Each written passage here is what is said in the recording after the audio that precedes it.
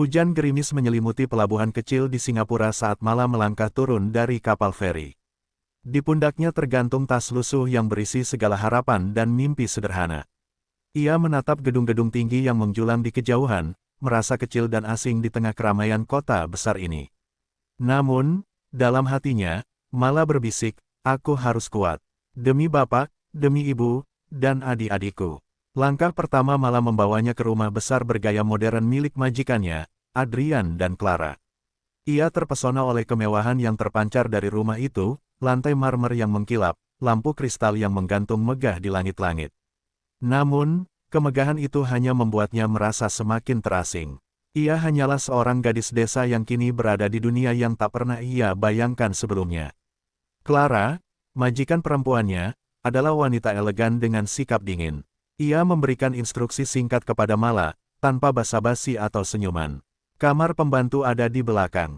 Bangun jam 5 pagi, mulai bekerja sebelum kami bangun," ujar Clara sebelum pergi, meninggalkan Mala berdiri sendirian di sudut dapur.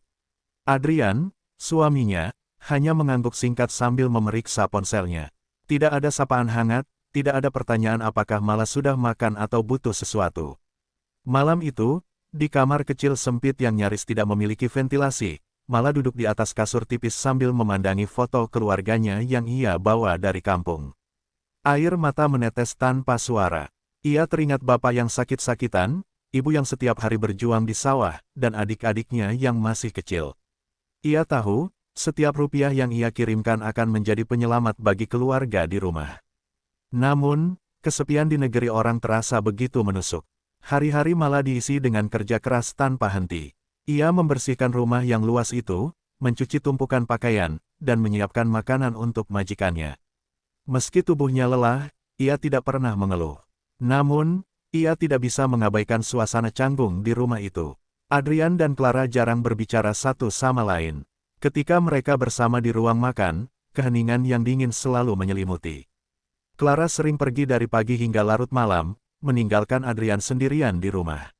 Suatu hari, ketika Mala sedang membersihkan ruang kerja Adrian, ia tidak sengaja menjatuhkan bingkai foto pernikahan mereka. Adrian, yang kebetulan masuk ke ruangan, hanya menggeleng dan berkata, "Tidak apa-apa, Mala. Itu hanya foto tua." Nada suaranya terdengar lelah, seperti seseorang yang telah kehilangan kebahagiaan. Mala meminta maaf berulang kali, tetapi Adrian hanya tersenyum kecil, senyuman pertama yang Mala lihat sejak bekerja di sana. Malam itu, di kamarnya, Mala merenungkan senyuman Adrian. Ia merasa aneh, seolah-olah ada sesuatu yang ingin pria itu katakan tetapi tidak bisa diungkapkan. Meski ia tahu posisinya sebagai pembantu, ia tidak bisa mengabaikan rasa iba yang perlahan tumbuh di hatinya. Adrian, dengan segala kekayaannya, tampak seperti seseorang yang terkurung dalam kesendirian, sama seperti dirinya. Hujan kembali turun di luar jendela kecil kamarnya. Mala berbaring di kasur tipisnya, memejamkan mata dan mencoba mengusir semua pikiran yang bercampur aduk. Ia tidak tahu apa yang akan terjadi di hari-hari berikutnya, tetapi ia yakin satu hal, hidup di rumah ini akan jauh lebih rumit daripada yang ia bayangkan. Pagi itu, sinar matahari pagi menyusup melalui jendela besar di ruang tamu. Mala sedang sibuk menyapu lantai marmer yang dingin ketika ia mendengar langkah berat Adrian. Ia menoleh dan melihat pria itu mengenakan kemeja putih dengan lengan tergulung, rambutnya sedikit berantakan. "Mala, sudah sarapan?" tanyanya tiba-tiba. Pertanyaan itu membuat Mala tersentak. Selama ini, tak pernah ada yang peduli apakah ia makan atau tidak. "Sudah, Tuan," jawabnya pelan, sambil menunduk. Adrian hanya mengangguk dan berjalan menuju dapur. Namun, sejak pagi itu, perhatian kecil seperti itu mulai menjadi kebiasaan. Adrian sering menanyakan kabar Mala, atau sekadar memberikan saran untuk mengistirahatkan tubuhnya jika terlihat kelelahan. Bagi Mala, perhatian itu terasa aneh, tetapi juga menghangatkan hatinya yang dingin oleh kesepian. Ia tahu, ia tidak boleh menganggapnya lebih dari sekadar kebaikan seorang majikan. Di sisi lain, Clara semakin jarang pulang. Ia sering bepergian untuk urusan pekerjaan atau menghadiri pesta-pesta sosial. Ketika ia pulang, kehadirannya selalu membawa aura dingin yang membuat rumah itu terasa lebih seperti museum daripada tempat tinggal. Adrian tampak semakin tenggelam dalam pikirannya. Suatu malam, setelah Clara pergi ke luar negeri untuk sebuah konferensi, Adrian duduk di ruang tamu sambil menatap jendela besar yang menghadap taman. Mala, panggilnya lirih. Mala, yang sedang melipat cucian di sudut ruangan, mendekat dengan hati-hati. Ya, Tuan, jawabnya. Adrian menatapnya dengan mata yang lelah, seolah-olah ada beban berat yang ia pikul sendirian. Apakah menurutmu, cinta itu bisa hilang? Tanyanya tiba-tiba. Pertanyaan itu membuat Mala bingung, tetapi ia hanya menjawab dengan jujur, saya tidak tahu, Tuan. Tapi menurut saya, cinta harus dijaga, atau ia akan memudar. Adrian tersenyum tipis, tapi senyuman itu menyimpan luka yang dalam. Sejak malam itu, percakapan mereka menjadi lebih sering. Adrian, yang biasanya pendiam, mulai berbicara lebih banyak kepada Mala. Ia bercerita tentang pernikahannya yang mulai terasa seperti kewajiban, bukan kebahagiaan. Mala mendengarkan dengan sabar, meski hatinya berdebar-debar. Ia tahu seharusnya ia menjaga jarak, tetapi ada sesuatu dalam cara Adrian berbicara yang membuatnya merasa dibutuhkan. Namun, perhatian Adrian mulai terlihat oleh beberapa tetangga. Suatu siang, saat Mala membuang sampah di depan rumah, seorang wanita tetangga menyapanya dengan nada sinis. Kamu pintar, iya. Sudah berapa lama kerja di sini? Tuan Adrian kelihatan lebih sering di rumah belakangan ini, katanya sambil tersenyum miring. Mala hanya tersenyum kaku dan cepat-cepat kembali ke dalam rumah. Hatinya gelisah. Ia takut gosip seperti itu akan sampai ke telinga Clara atau, lebih buruk lagi, membuat Adrian mendapat masalah. Malam itu, Adrian memberikan pujian kecil saat Mala menyajikan makan malam. Makananmu lebih enak daripada yang biasa dimasak Clara, katanya. Ucapannya sederhana, tetapi cara ia memandang Mala membuat wajahnya memerah. Mala hanya menunduk dan tersenyum kecil, mencoba menyembunyikan gejolak di hatinya. Ia tahu, perasaan ini salah. Namun, perhatian Adrian yang hangat membuatnya merasa dihargai untuk pertama kalinya dalam hidupnya. Saat Mala kembali ke kamarnya malam itu, ia memandangi foto keluarganya yang ia tempelkan di dinding. Ia berbisik pada dirinya sendiri, Mala, jangan sampai lupa siapa dirimu. Jangan sampai kau membuat kesalahan yang akan menghancurkan semuanya. Namun, di dalam hatinya, ia tahu, garis antara yang benar dan salah semakin kabur. Hujan deras kembali turun, dan Mala hanya bisa memejamkan mata, berharap hari esok tidak membawa masalah yang lebih besar. Malam itu, suasana rumah terasa lebih sunyi dari biasanya. Clara sedang berada di luar negeri, dan Adrian memilih menghabiskan waktu di ruang kerja. Mala, yang baru saja selesai mencuci piring, melangkah perlahan menuju dapur kecil di belakang rumah untuk membuat secangkir teh. Namun, langkahnya terhenti ketika ia mendengar suara pintu ruang kerja terbuka. Mala, apakah kau masih terjaga? Panggilan Adrian terdengar lembut, hampir seperti bisikan yang penuh keraguan. Mala mendekat, merasa segan tetapi tak mampu menolak. Iya, Tuan. Ada yang bisa saya bantu? Tanyanya dengan nada ragu. Adrian memandangnya dengan mata yang penuh kelelahan, tetapi ada sesuatu yang berbeda malam itu, seolah ia sedang mencari penghiburan di tengah kehampaan. Duduklah sebentar, ujar Adrian sambil menunjuk sofa di ruang tamu. Mala merasa gugup, tetapi ia menurut. Suara hujan yang turun deras di luar menjadi satu-satunya saksi percakapan mereka. Adrian mulai berbicara, membuka diri lebih dari sebelumnya. Ia bercerita tentang pernikahannya yang retak sejak lama, tentang Clara yang lebih mencintai pekerjaannya daripada keluarganya, dan tentang dirinya yang merasa sendirian di rumahnya sendiri. Kadang aku merasa seperti orang asing di rumahku sendiri, katanya dengan nada lirih. Clara selalu sibuk, dan aku hanya menjadi pelengkap dalam hidupnya. Mendengar itu, hati Mala terasa berat. Ia tidak tahu harus berkata apa. Dalam benaknya, ia terus mengingatkan dirinya bahwa ia hanyalah seorang pembantu, tidak punya hak untuk terlibat dalam masalah majikannya. Namun, setiap kata yang keluar dari mulut Adrian membuatnya merasa semakin terhubung. Tanpa sadar, percakapan mereka berlangsung hingga larut malam. Adrian bercerita tentang impiannya yang pernah ia miliki dan kini terasa hampa. Mala, dengan segala kesederhanaannya, memberikan tanggapan yang tulus. Hidup itu tidak selalu seperti yang kita rencanakan, Tuan. Tapi mungkin, ada cara untuk menemukan kebahagiaan di tempat yang tidak kita duga, ucapnya pelan. Adrian terdiam, menatap Mala dengan tatapan yang sulit diartikan. Sejak malam itu, hubungan mereka semakin dekat. Adrian sering mencari alasan untuk memulai percakapan dengan Mala, baik itu saat ia sedang membersihkan rumah atau ketika ia menyiapkan makanan. Mala mulai menyadari bahwa ia menikmati perhatian itu, meskipun ia tahu seharusnya tidak. Hatinya berperang antara kesadaran akan batasan yang seharusnya ia jaga dan perasaan hangat yang perlahan tumbuh di dalam dirinya. Namun, kedekatan mereka tidak sepenuhnya luput dari perhatian. Suatu hari, seorang tamu keluarga, sepupu Clara, datang berkunjung. Wanita itu, bernama Vanessa, memperhatikan bagaimana Adrian dan Mala saling bertukar pandang selama makan malam. Vanessa tidak mengatakan apa-apa, tetapi senyum tipisnya menyiratkan bahwa ia mencurigai sesuatu. Setelah Vanessa pergi, Adrian terlihat gelisah, sementara Mala berusaha menghindari kontak mata dengannya. Di kamarnya malam itu, Mala duduk termenung di atas kasur tipisnya. Ia tahu sesuatu yang salah sedang terjadi, tetapi perasaan itu sulit ia tolak. Aku harus berhenti, bisiknya kepada dirinya sendiri. Namun, setiap kali ia mencoba menjauh, perhatian Adrian selalu menariknya kembali. Mala sadar, ia sedang berjalan di atas tali tipis yang bisa runtuh kapan saja, dan di balik pintu rumah itu, rahasia gelap mulai terbentuk. Mala tidak pernah membayangkan bahwa perasaannya pada Adrian akan tumbuh sejauh ini. Awalnya hanya perhatian kecil, senyuman, sapaan, atau sekadar obrolan ringan. Namun, entah sejak kapan, setiap kali ia mendengar suara langkah kaki Adrian, jantungnya berdebar lebih kencang. Ia tahu ini salah. Ia tahu batasannya. Namun, semakin ia mencoba menghindar, semakin sulit baginya untuk melawan gejolak di hatinya. Malam itu, Clara belum juga pulang, dan Adrian kembali duduk di ruang tamu sambil menatap keluar jendela. Mala, yang sedang membersihkan meja makan, merasa ada sesuatu yang berbeda dalam suasana malam ini, seolah udara di rumah itu lebih berat, penuh dengan emosi yang tak terungkapkan. Ketika ia hendak kembali ke dapur, suara Adrian menghentikannya.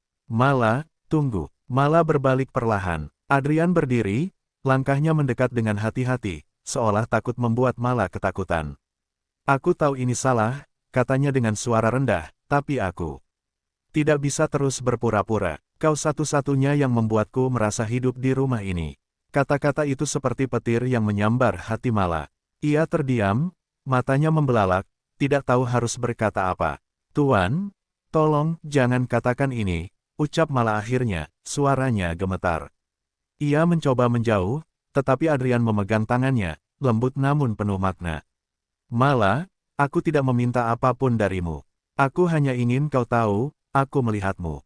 Aku menghargaimu, lebih dari siapapun yang pernah aku kenal. Air mata Mala mulai mengalir, perasaan bersalah dan haru bercampur menjadi satu. Mala melepaskan tangannya dari genggaman Adrian dan berlari menuju kamarnya. Di dalam kamar, ia menangis dalam diam. Perasaan yang ia coba abaikan selama ini kini menyeruak, tak terbendung lagi. Ini salah, ini dosa, ia berbisik kepada dirinya sendiri, mencoba meyakinkan hatinya. Namun, bayangan tatapan Adrian, cara ia berbicara, dan kehangatan yang ia rasakan ketika bersama pria itu terus menghantui pikirannya. Hari-hari berikutnya menjadi penuh ketegangan. Mala berusaha menjaga jarak, tetapi Adrian tidak menyerah. Ia terus mencoba berbicara, mencari momen untuk mendekat. Suatu malam, ketika Clara masih di luar negeri, Adrian mengetuk pintu dapur tempat Mala sedang mencuci piring. Ia membawa secangkir teh dan duduk di dekatnya. Aku tidak ingin kau merasa tertekan, katanya pelan. Tapi aku juga tidak bisa mengabaikan apa yang aku rasakan. Mala hanya diam, tangannya gemetar saat mencuci gelas. Tuan, Anda sudah punya istri. Saya hanya seorang pembantu, ucapnya, berusaha mengingatkan Adrian akan posisi mereka.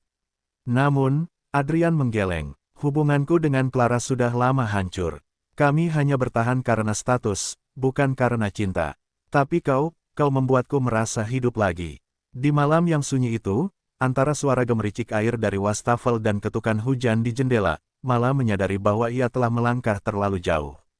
Ia tahu, apa yang mereka rasakan tidak akan pernah diterima dunia. Namun, di balik pintu rumah yang megah ini, cinta dan dosa telah bercampur menjadi satu, mengikat mereka dalam rahasia yang semakin sulit untuk dilepaskan. Pagi itu, Mala merasa tubuhnya lemah, seolah energi yang ia miliki telah habis terkuras. Saat ia mencoba bangkit dari tempat tidurnya yang sempit, rasa mual tiba-tiba menyerang. Ia berlari ke kamar mandi kecil di belakang dapur dan muntah berulang kali. Keringat dingin mengalir di dahinya. Hatinya mulai diliputi rasa cemas, tetapi ia mencoba mengabaikannya, meyakinkan dirinya bahwa itu hanyalah kelelahan biasa akibat kerja keras. Namun, rasa mual itu tidak hilang.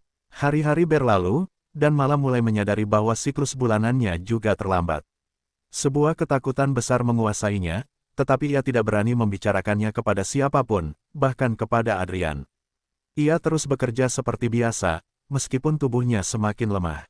Pikirannya dipenuhi kekhawatiran yang tak henti-henti, bagaimana jika ia hamil? Bagaimana jika rahasia mereka terbongkar? Suatu sore, ketika Clara masih berada di luar negeri, malah akhirnya tak sanggup lagi menyembunyikan kondisinya. Ia pingsan di dapur saat sedang mencuci piring. Adrian, yang kebetulan berada di rumah, mendengar bunyi benda jatuh dan segera berlari ke dapur. Ia menemukan Mala tergeletak di lantai, wajahnya pucat pasi. Dengan panik, Adrian membopong Mala ke sofa dan memanggil dokter keluarga mereka. Ketika dokter tiba dan memeriksa Mala, Adrian berdiri gelisah di sudut ruangan. Beberapa saat kemudian, dokter mendekati Adrian dengan ekspresi serius. "Tuan Adrian, saya rasa Anda perlu tahu. Mala sedang mengandung," kata dokter itu pelan. Dunia Adrian seakan berhenti sejenak. Ia menatap dokter dengan mata terbelalak, kemudian beralih menatap Mala yang masih terbaring lemah di sofa. Ketika Mala sadar, Adrian duduk di sampingnya, menggenggam tangannya dengan erat. "Mala, kau hamil," ucapnya dengan suara bergetar. Air mata Mala mengalir tanpa henti. Ia merasa terjebak dalam situasi yang tak pernah ia bayangkan sebelumnya. "Tuan, saya tidak tahu harus bagaimana," bisiknya, suaranya penuh kepanikan. Adrian mencoba menenangkan Mala, meskipun hatinya sendiri penuh gejolak. "Aku akan bertanggung jawab, Mala. Aku tidak akan membiarkanmu menghadapi ini sendirian," katanya dengan tegas. Namun, jauh di dalam hatinya, ia tahu bahwa keputusan ini akan menghancurkan semua yang telah ia bangun selama ini, hubungannya dengan Clara, reputasinya, bahkan kehidupannya yang nyaman. Hari-hari berikutnya dipenuhi ketegangan. Clara, yang akhirnya pulang dari luar negeri, langsung merasakan ada sesuatu yang berbeda di rumah itu. Mala, yang mencoba menyembunyikan kondisinya, semakin sering menghindari Clara. Namun, mata tajam Clara tidak bisa dibohongi. Ia mulai mencurigai ada sesuatu yang terjadi antara suaminya dan pembantu mereka. Mala merasa bahwa waktunya terbatas. Rahasia ini tidak akan bertahan lama. Ketakutan akan reaksi Clara, gosip tetangga, dan masa depan bayinya membuat setiap hari terasa seperti hukuman. Di tengah semua kekacauan itu, hanya satu hal yang Mala tahu pasti, hidupnya tidak akan pernah sama lagi. Sementara itu, cinta terlarang antara dirinya dan Adrian kini telah berubah menjadi sebuah dosa yang tidak bisa mereka sembunyikan selamanya. Hari itu, Clara pulang lebih awal dari biasanya. Langkahnya terdengar tegas menyusuri lantai marmer yang dingin, memecah keheningan rumah. Mala, yang sedang menyapu ruang tamu, merasa napasnya tercekat saat melihat Clara berdiri di depan pintu dengan tatapan curiga. "Mala, bawa minum ke ruang kerja," perintah Clara singkat, tanpa menatapnya. Suara dinginnya mengingatkan Mala bahwa ia sedang berada di bawah pengawasan. Di ruang kerja, Clara dan Adrian sedang berbicara dengan nada rendah. Mala tidak bisa mendengar dengan jelas, tetapi ia merasakan ketegangan yang menyelimuti udara. Ketika ia masuk membawa segelas air, ia melihat Clara menatap Adrian dengan mata penuh amarah. "Jadi ini alasannya, kenapa kamu semakin jarang keluar rumah? Apa ini semua karena dia?" ujar Clara sambil melirik tajam ke arah Mala. Mala langsung menunduk, tangannya gemetar memegang nampan. Adrian berusaha menenangkan Clara, tetapi wanita itu sudah kehilangan kendali. "Kamu pikir aku bodoh, Adrian? Aku melihat caramu memperlakukannya. Aku tahu ada sesuatu yang terjadi di belakangku."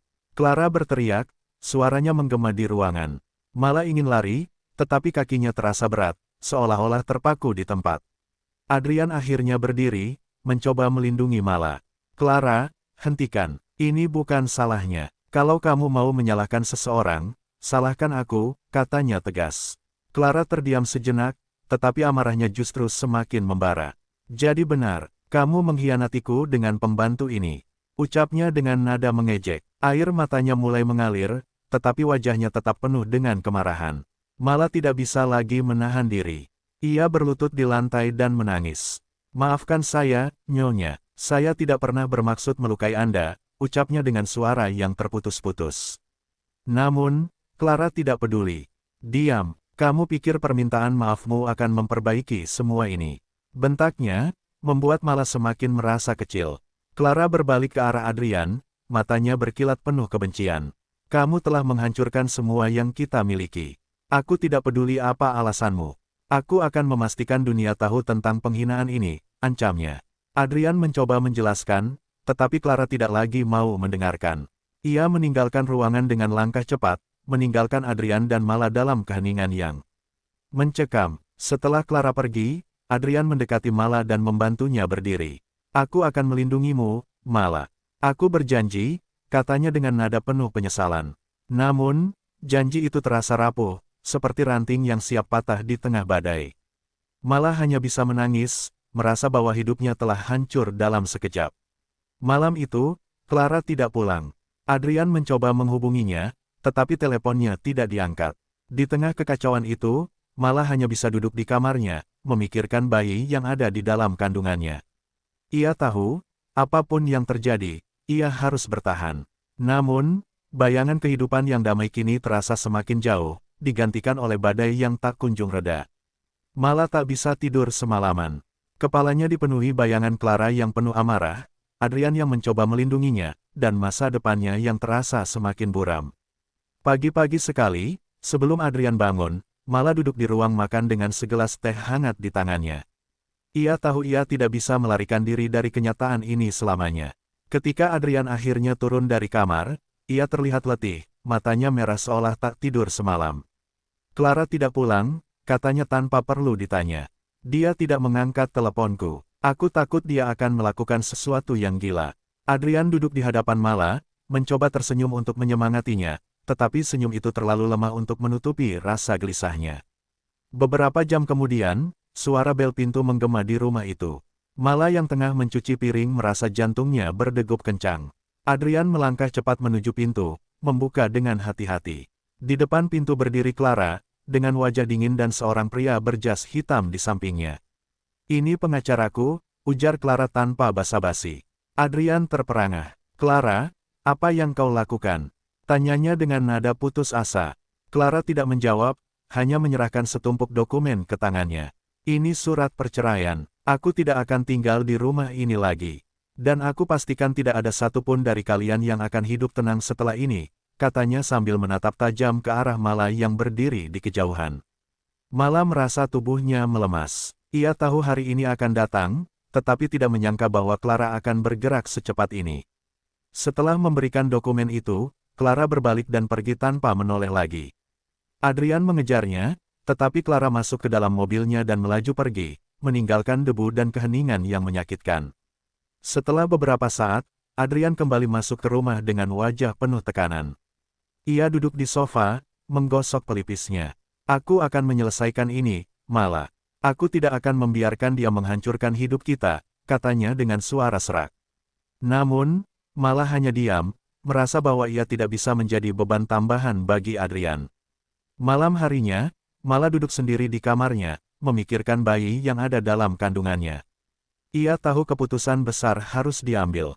Ia tidak bisa terus tinggal di rumah ini, di tengah kemarahan Clara dan masalah Adrian. Namun, pergi juga bukan hal yang mudah. Tidak ada tempat untuknya di dunia ini, tidak ada keluarga yang menanti, tidak ada rumah untuk pulang. Di tengah keputusasaannya, Mala menuliskan sebuah surat.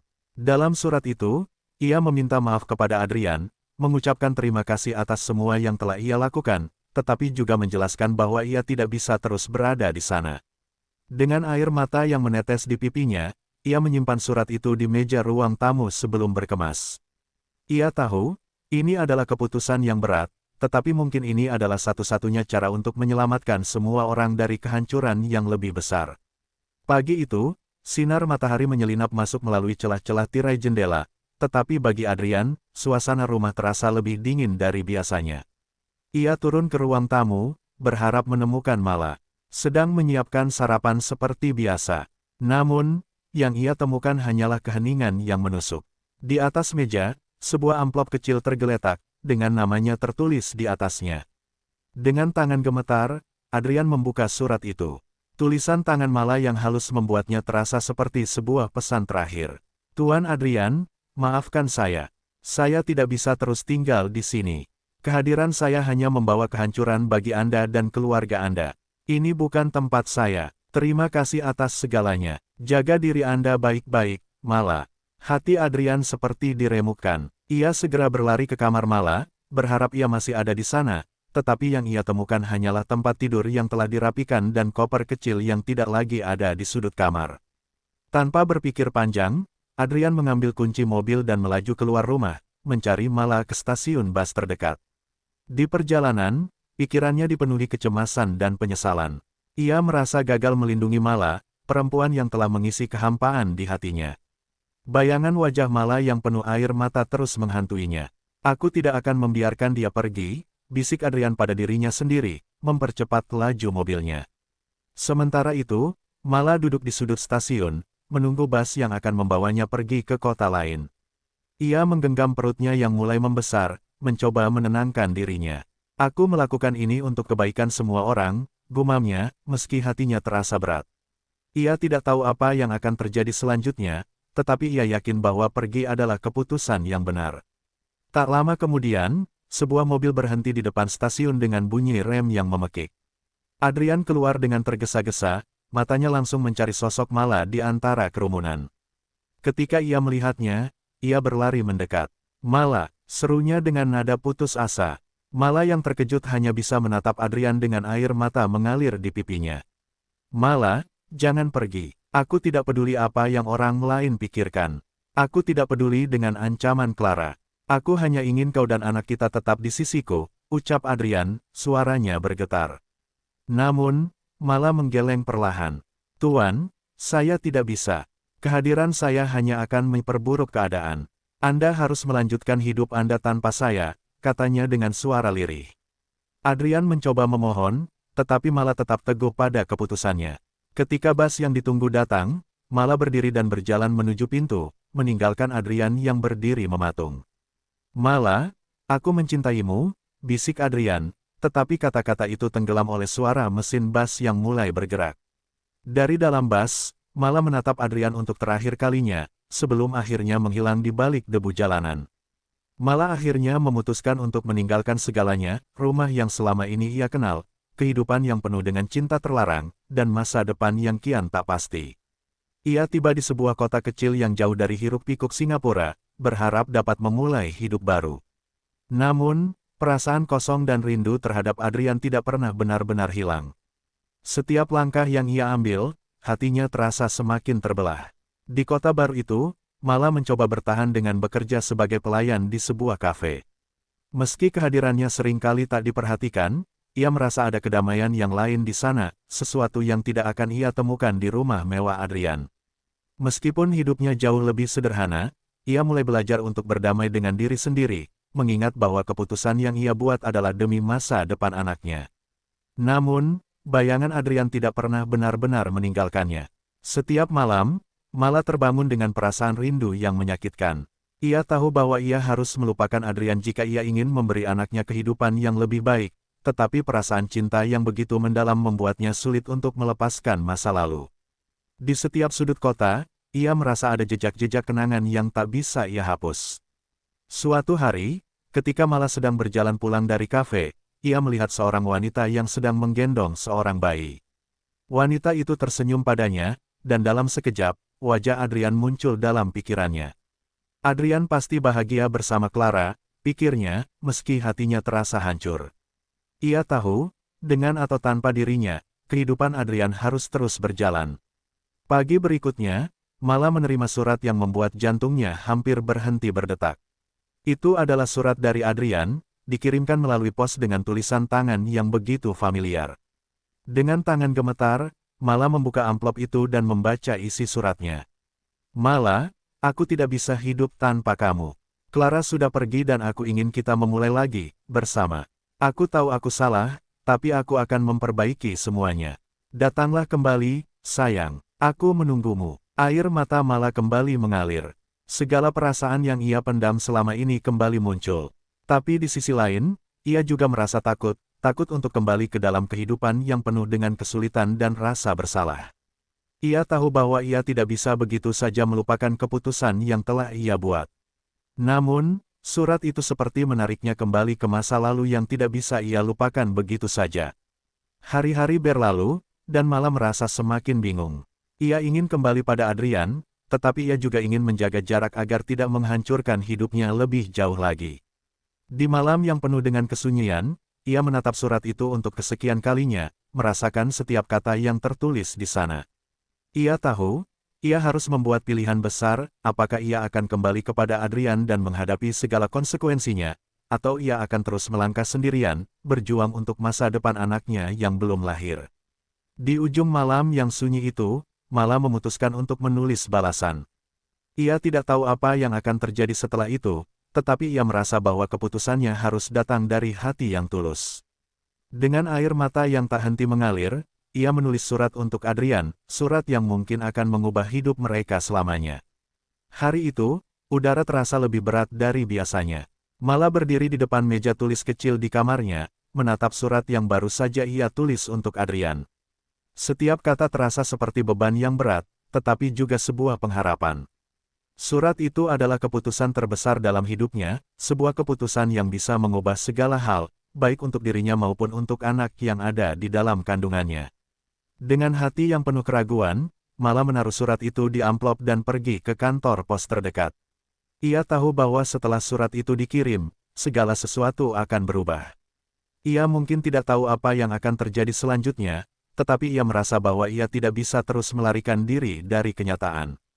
Adrian telah membuka jalan baginya, memberikan harapan yang selama ini ia cari, meskipun ketakutan dan rasa bersalah masih menghantuinya. Beberapa hari setelah itu, kehidupan Mala berjalan seperti biasa. Ia bekerja di kafe, bertemu dengan orang-orang baru, dan mencoba menjalani hari-harinya dengan tenang, meski hatinya terus bergolak. Namun, setiap malam, sebelum tidur, ia selalu memikirkan Adrian, apakah ia akan menerima keputusan yang telah ia buat. Akankah Adrian menjemputnya, ataukah ia akan memilih untuk melanjutkan hidupnya tanpa Mala?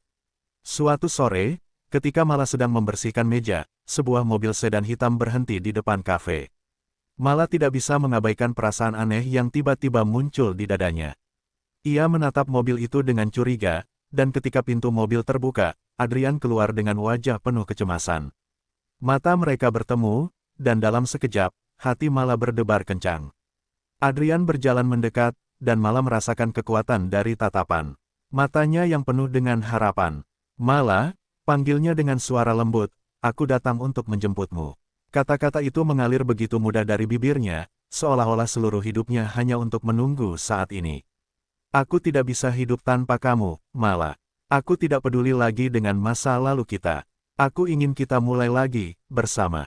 Mala terdiam sejenak, perasaannya campur aduk. Di satu sisi, ia ingin berlari ke pelukan Adrian dan mengakhiri penderitaan yang selama ini menghantuinya. Tetapi di sisi lain, ia tahu bahwa hidup mereka tidak akan pernah sama lagi. Ada begitu banyak luka yang harus sembuh, ada begitu banyak kesalahan yang harus diperbaiki. "Tuan, kata-kata Mala tercekat di tenggorokannya, tetapi Adrian memotongnya. "Tidak ada yang perlu dijelaskan lagi, Mala. Aku tahu aku salah, tapi aku ingin memperbaikinya. Untuk kita, untuk anak kita. Jangan lagi berlari dariku. Aku akan bertanggung jawab, apapun yang terjadi." Adrian menggenggam tangan Mala dengan penuh keyakinan. Di antara mereka, ada sebuah ikatan yang kuat, ikatan yang tak bisa diputuskan oleh waktu atau kesalahan masa lalu.